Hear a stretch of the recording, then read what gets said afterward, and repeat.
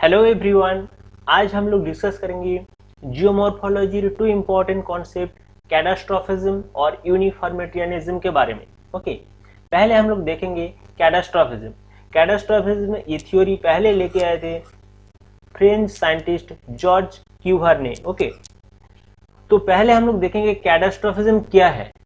Catastrophism is the theory that the earth has largely been shaped by sudden, short-lived, violent event, possibly worldwide in scope. Okay, आज जो हम लोग धरती के ऊपर बैठ के डाइवर्सिटी ऑफ लैंडफॉर्म, कहाँ पर माउंटेन है, कहाँ पर प्लेट्यू है, कहाँ पर प्लेन है, ये जो डाइवर्सिटी ऑफ लैंडफॉर्म देख रहे हैं, तो ये कैसे क्रिएटेड हुआ, इसका क्वेश्चन ढूंढने के लिए पहले जो कॉन्सेप्ट आया था उसको बोलते हैं कैटास्ट्रोफिज्म। कैटास्ट्रोफिज्म बोलता है जब अर्थ क्रिएटेड हुआ उसके बाद एक सुपर नेचुरल एक्टिविटी हुआ था। ओके, सुपर नेचुरल एक्टिविटी होने के बाद अर्थ का फीचर्स ऐसे ही क्रिएटेड हो गया। ओके, तो इसका जो एग्जांपल है वो है वोल्केनो, फ्लैट एंड अर्थक्वेक।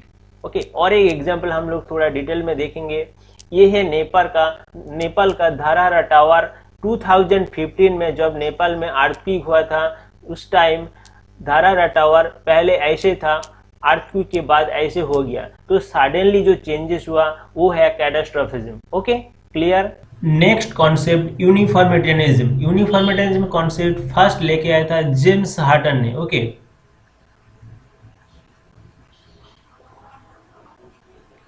तो uniformitarianism concept James Hutton first लेके आया था। यूनिफॉर्मिटेरियनिज्म कॉन्सेप्ट क्या है?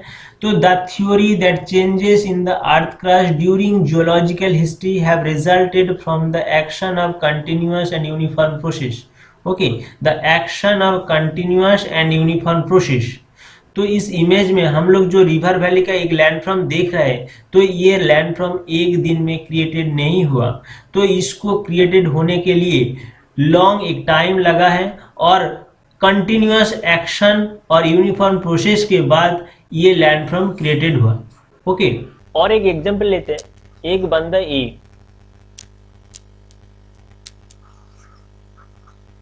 एक आईएएस ऑफिसर को देख के उसका ड्रीम बन गया जो मेरे को भी आईएएस ऑफिसर बनना है। उसका ड्रीम बन गया क्या, मेरे को आईएएस ऑफिसर बनना है।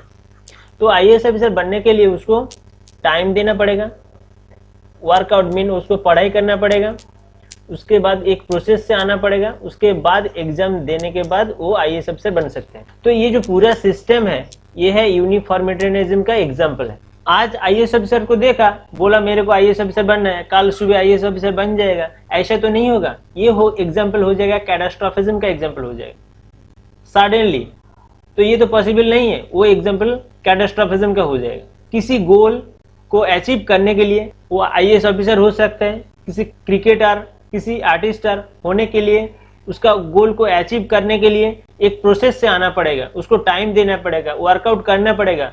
तो ये जो पूरा सिस्टम है ये है यूनिफॉर्मिटेरियनिज्म का एग्जांपल है।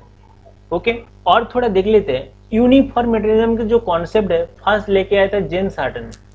तो जेम्स हटन ने क्या देखा? जेम्स हटन ने देखा जो उनका घर का बाजू में जो रिवर है, तो उस रिवर में हर साल सेडिमेंट डिपोजिट होने के बाद उस एरिया में का जो लैंडफॉर्म थोड़ा थोड़ा चेंज हो रहा है। ओके, तो उन्होंने देखा जो 2 साल 4 साल में लैंडफॉर्म इतना चेंजेस हो रहा है, तो 100 साल 200 साल के बाद क्या होगा?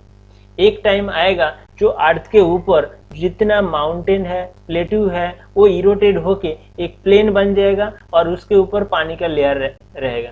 तो ऐसा होना चाहिए था, तो ऐसा नहीं हो रहा है। तो क्यों नहीं हो रहा है, इस क्वेश्चन को ढूंढने के लिए उन्होंने देखा जो इसके पीछे भी एक प्रोसेस काम कर रहे हैं, वो है रॉक साइकिल। ओके, उन्होंने उसके बाद रॉक साइकिल के बारे में डिस्कस किया। तो इस वीडियो में हम लोग रॉक साइकिल के बारे में डिस्कस नहीं करेंगे, हम लोग जाना रॉक साइकिल कैसे आया। ओके, और थोड़ा इंपॉर्टेंट क्वेश्चन हम लोग देख लेते हैं जो एग्जाम में आता है। प्रिंसिपल ऑफ यूनिफॉर्मिटेरियनिज्म इन 1785 ये कॉन्सेप्ट पहले लेके आया था जेम्स हटन। और जेम्स हटन का जो किताब का नाम है थ्योरी ऑफ द अर्थ, उनका जो बुक का नाम है थ्योरी ऑफ द अर्थ।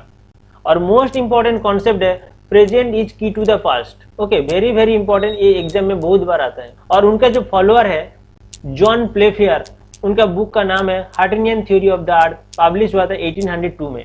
और सर चार्ल्स लॉयल, उनका जो बुक का नाम है प्रिंसिपल ऑफ जियोलॉजी, पब्लिश हुआ 1830 में।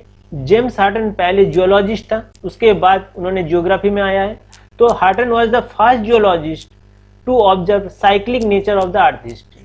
ओके, और Hutton belong from the Scotland, Great Britain. Okay, Hutton belongs from Scotland, Great Britain. Thank you. If you like this session, don't forget share and subscribe. Okay.